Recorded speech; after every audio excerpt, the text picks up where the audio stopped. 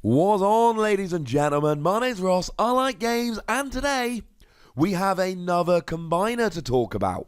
Now, some of you might be thinking, well, hang on a second, Wossy. Did you not just post your video about Superion earlier today? Yes, I did. It was revealed late last night, but it would have been about 1:30 in the morning by the time I finished it, and I had work today. So I got that one uploaded this morning, and now we've seen Devastator. And of all the possible combiners we could get, this is probably the one that has been posted about most on the unofficial Facebook group. So, yeah, people are going to like this. Now, what is interesting, this is not in Rise of the Combiners.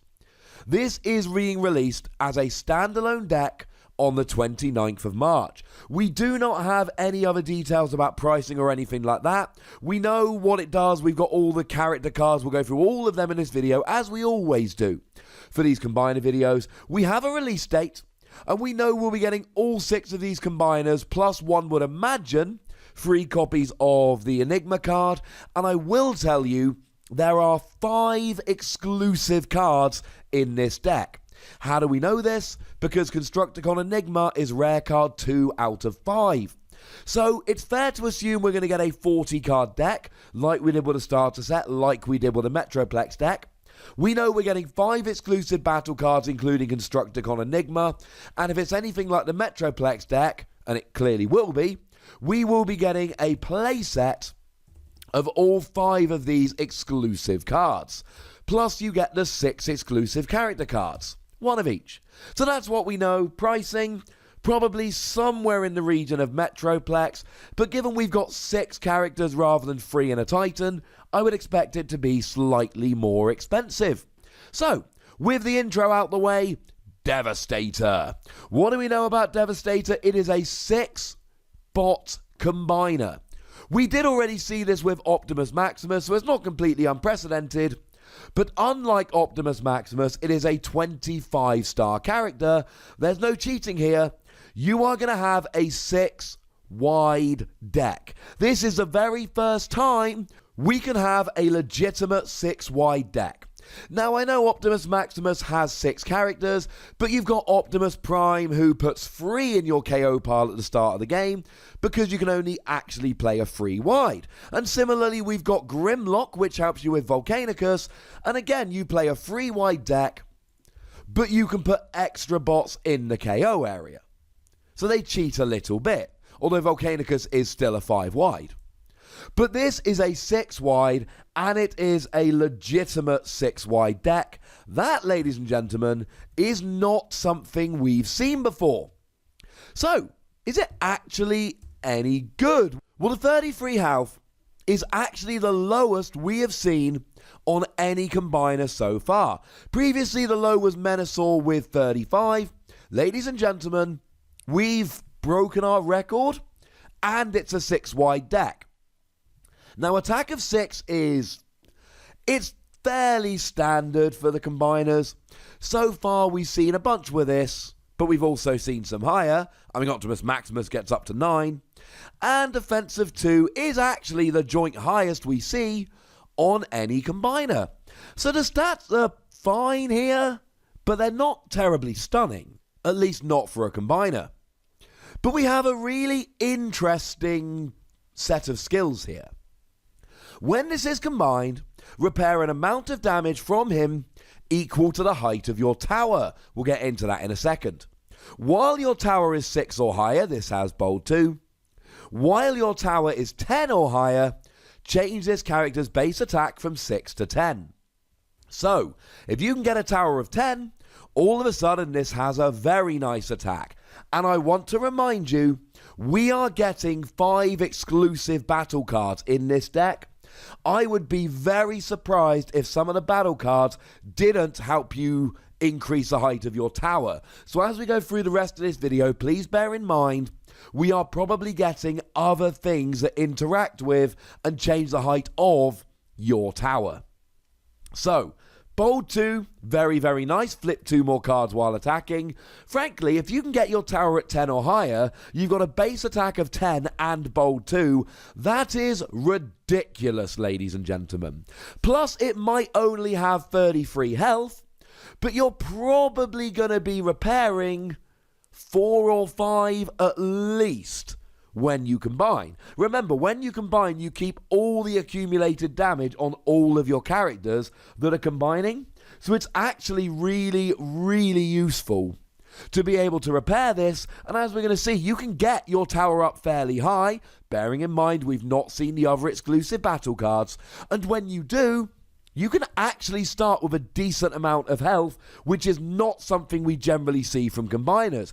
It looks like, and we've not played any games, they're not released yet, but it looks like most of the time when you combine, you're going to have a fair amount of damage on you. And the base 2 defense is really nice. That is the average in Wave 1.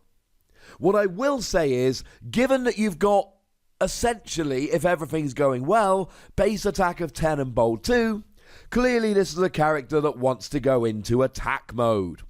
Now, it is a Constructicon. These are the Constructicons. We don't have any Constructicon cards yet, in terms of exclusive battle cards, but again, they're clearly going to be coming with the deck. Also, right, how fun is it going to be? How easy and lovely is it going to be that we just get all 6 character cards and the other Constructicon cards just in a deck ready to play? And the Metroplex deck was pretty good. Yeah, we make a few changes when we play it competitively, but it was a very nice base. I think it's fair to assume this one will be as well. Now, if we're going to be combining, we are going to need an Enigma card, and we have one, Constructicon Enigma. It's got the green icon, so if you flip it while attacking or defending, you can, at the end of the battle, scrap a card from your hand and then pick it up. It basically means that either you draw into it, and then you can use it, or you flip it while battling, and then you can grab it and use it, which is very nice. If you've already combined and you have Devastator on the battlefield, you repair 1 damage from him, then put a height counter onto your tower, which, as we've seen, is fairly important. If you haven't combined, you combine, as long as you've got all 6 Constructicons in bot mode on the battlefield and or in your KO area. And just quickly before we look at the Constructicons, this is a melee character. Now, melee character is great because you get access to body armor, which gives you tough free, and Power Sword, which gives you bold free. Now, they can only be put onto melee characters, but Devastator itself, melee character, 5 of the 6 Constructicons, melee characters, there's one exception. So generally speaking, if you're going for an attacking deck, you're going Power Sword, defensive deck, you're going body armor. In a deck like this, where you're playing so many of these melee characters, it seems like a bit of a given. So, let's have a look at the Constructicons, and we need to start off with Scrapper, who is the leader or foreman. It is a melee character, as we mentioned, and it is a leader, but as it stands at the moment, we have no leader cards for Decepticons. Now, this is a 5-cost character, and frankly, ladies and gentlemen, this is the only 5-cost character. All the others are 4-cost. 4 5s are 20 plus 5, 25. That's how we get there. So we're not expecting good stats, and we largely don't get them. Health of 7 is very low. Defense of 1 is half of the average. And attack of 3 is 1 below the average. So the attack of 3 on a 5-cost is quite nice, but the stats are fairly bad here, and frankly, ladies and gentlemen, get used to that. We're talking about a 6-wide deck. We're talking about 4-cost characters. We are going to have bad stats. Let's just accept it.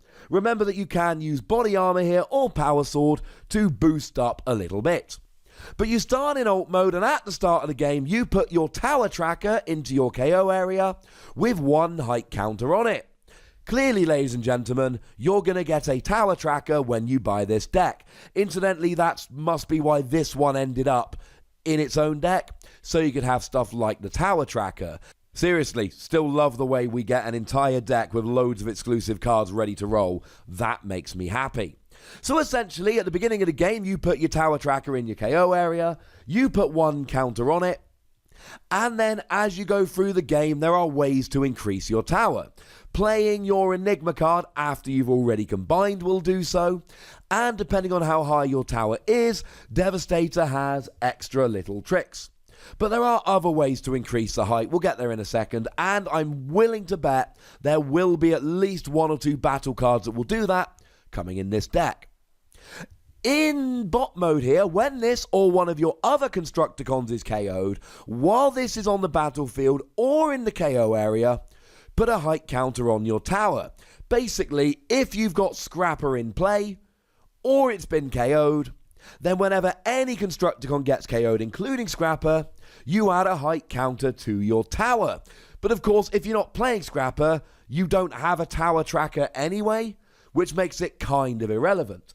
Every time somebody gets KO'd and you're in bot mode, you add one height counter. Now, given that you've got the exact same designations in alt and bot mode, and the exact same skills in alt and bot mode, and the alt mode skill is only useful when you start the game, this is a character that you basically flip to bot mode at the earliest possible opportunity. It's probably your first flip.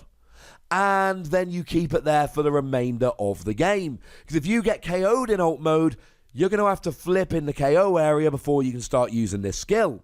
So again, if you've got 2 or 3 Constructicons KO'd before you combine, then that's 2 or 3 height counters, plus the one you start with, plus all the other ones we can get rolling. Cool. We've also got Bone Crusher here. It is a melee Constructicon, like we've seen, that is fairly standard. Health of 4, defense of 1, attack of 3. This is a truly bad health. And I'm going to be honest with you, this scares me a little bit. Because if I'm ever worried about coming up against a Devastator deck, I'm just whacking 3 Photon Bomb into my deck. Now, there are other things that we can do here, but Photon Bomb is just amazing here. Does 2 damage to each character. Except, I'm probably playing 2 to 4 characters, whereas Devastator is playing 6 of them, and there are 2 4 health characters, Bone Crusher and another one, we'll get there in a minute. So 2 Photon Bomb can KO both of those. Plus, as much as I love melee characters, and I do, there are downsides like, for instance, Thundercracker. And Thundercracker, when you flip it into alt mode, you get to do 2 damage to a melee character.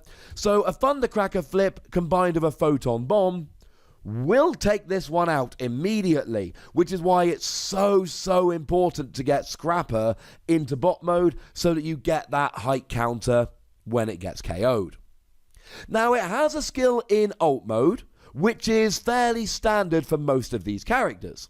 When you attack, you may scrap a card from your hand. If you do, put a height counter on your tower. Now, first of all, this is good. This means that you are going to be able to just constantly build up your height tower.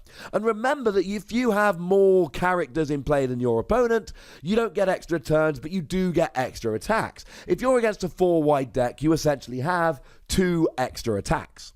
And every time you're attacking with this skill, and most of them have this skill, that is 1 more height counter onto your tower. This is really good, because it is going to allow you to build up that tower very quickly. The aim here is 10.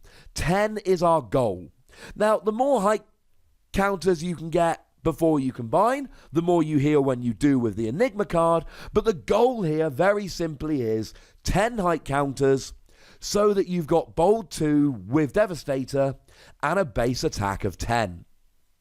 In bot mode, you've got Pierce 2. This is actually really nice. For a 4-cost character, attack of 3, Pierce 2 is lovely. You might have terrible health. You might have bad defense. You might have lower than average attack. But if you've got Pierce 2 and you are guaranteeing 2 damage, that's actually really nice. The problem is there is a choice to make with Bone Crusher. You can stay in alt mode and build up your tower, or you can flip into bot mode and you've got PS2 and guaranteed damage, but you won't then be building up your tower while you're attacking. An awkward decision, to be sure. We've also got Long Haul. It's a melee Constructicon. It's a 4-cost. All of them other than the Foreman are 4-cost. 6 health is better, and to be fair, this is actually half the average character. Health of 6 is average, half of average. Attack of 2 is half of average. Defense of 1 is half of average. But 4-cost is half of average. So Long Haul's not looking too bad. It's got the same skill in alt mode. When you attack, scrap a card from your hand and put a height counter on your tower. Now, I do need at this stage to caution you, because if you're constantly scrapping cards from your hand, you are not going to be able to constantly have cards in your hand. You are going to actually be getting rid of a lot of cards from your hand. That could be a detriment in the long run. That is something you need to watch. In bot mode, bold 1. So 2 attack isn't great, but bold 1 is quite nice, especially if you go and whack a power sword on there, you've got bold 4. That will do a decent attack, but again, you're not building up your tower by doing so.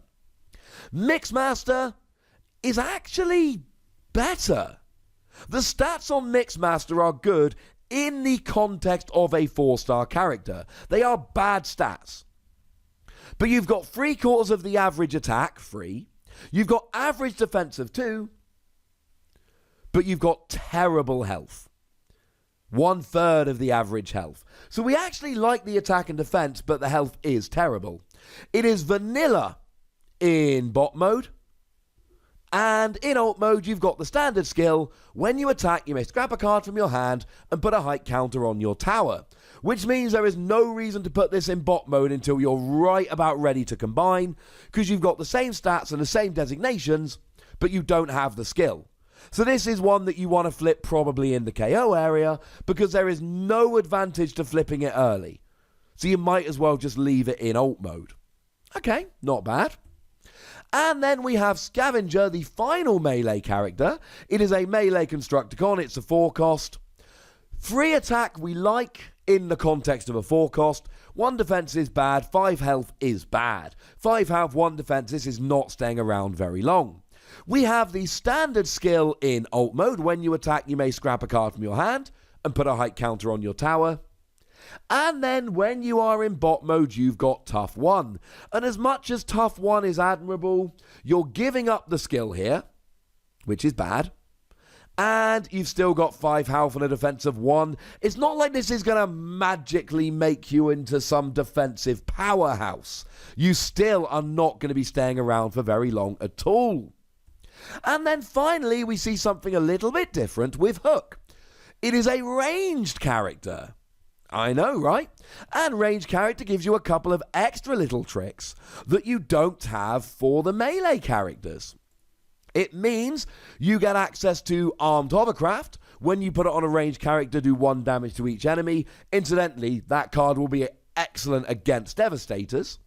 And you also get access to a card I like quite a lot less, Rapid Ascent, +1 defense. When you put it on a ranged character, your opponent scraps a card from their hand. The problem is you've got 5 melee characters plus Devastator and 1 ranged character. You are not going to be playing those ranged cards. 7 health is not bad for a 4-cost. 2 attack is bad, and 0 defense is absolutely terrible. You've got the standard skill in alt mode, which helps you build your tower. And then in bot mode, you've got Pierce 1, which does work quite nicely with Bone Crusher, who has Pierce 2. So let's have a bit of a Pierce party. So these characters, they're not great out of context. But you're playing a 6-wide deck, you've got many of them. And 5 of them are melee characters. That really helps for going for the melee tools. And then you've got 5 of them that have got this same skill, which builds your tower, and then 1 of them which starts it off, this is Scrapper, at the beginning of the game. So clearly Scrapper is the first one you flip here, and I would imagine Mixmaster is the last one you flip because there's no benefit to flipping it. And then with the others you've got to decide, do I want Pierce, do I want Bold, do I want Tough? The thing to remember is, I don't think you're going to be able to scrap 4 or 5 cards from your hand every turn, because first of all, you're not going to have that many, and second of all, you are going to be scrapping cards that you'd probably rather be playing. So there is a really delicate mix here as to how much you build up your tower and how much you focus on actually using the cards in your hand. There are going to be some other battle cards that will flesh this out, and until we see those, and like I say, there's 4 battle cards in this deck that we've not seen, it's going to be hard to know exactly how great the tower building mechanic is going to be. But we know this is coming out on March the 29th. That is indeed exactly 7 weeks from today. So we've got some more cards that need to be revealed. But we've got our first proper 6-wide team. It's all coming in one easy deck so you can buy it and play it right away. And we finally got Devastator. I like this as an attacking deck, and I like the symmetry. I am genuinely nervous how well we're going to be able to play a 6-wide deck with low health on each individual character. But I am excited to see, as I'm sure a lot of you are.